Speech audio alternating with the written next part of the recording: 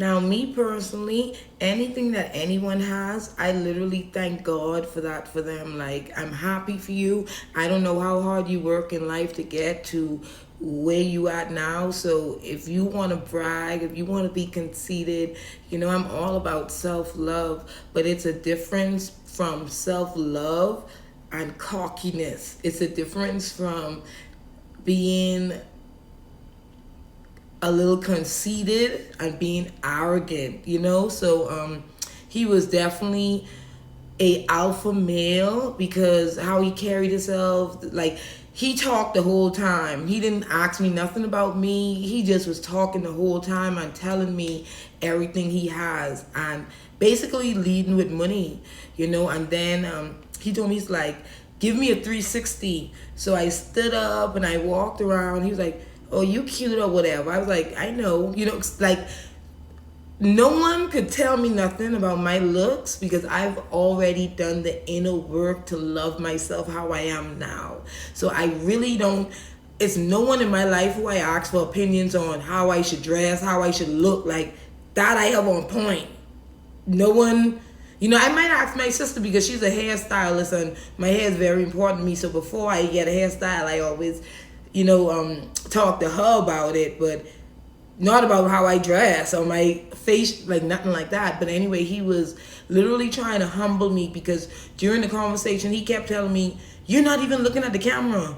Because he just kept talking. He was talking so fast and so long, it was hard for me to even remember the stuff he was saying. And he got mad at me constantly because I would look off to the camera or go get my charger or, try to do something else. So when I looked, we was on the FaceTime for like an hour and I didn't say nothing. You was talking the whole time. So I was like, hey, I'm about to go start my day. He was like, but I'm starting my day and I'm talking to you. So I was like, oh, well, you're a good multitasker. I don't FaceTime and drive. I don't do stuff like that. I'm going to go get my nails done and stuff. So it's just like a little self-care day for me. And he was like, but it's a self-care day for me too. Listen, I want to show you something. That's when he decided to go outside and literally count the cars in his yard. He was like, 1, 2, 3. You're not looking. Look at the screen. You're not looking. 1, 2, 3. 4, 5, like, so he had like 7 cars, but the 7th car was a Corvette. So he's like, and this, and he was waiting for this big reaction from me, and I had no reaction from him. I was like, God is good. God has been good to you, and he just started telling me, I'm not going to be with no woman who's going to be talking to no other man, and just, he was talking so much, he wasn't giving me a chance. Every time I tried to get off the phone, he kept like talking to stay on the phone, and that was a red flag because even if I was to get into a relationship, my partner have to understand that it's going to be time I want alone from them, and it's just to regroup.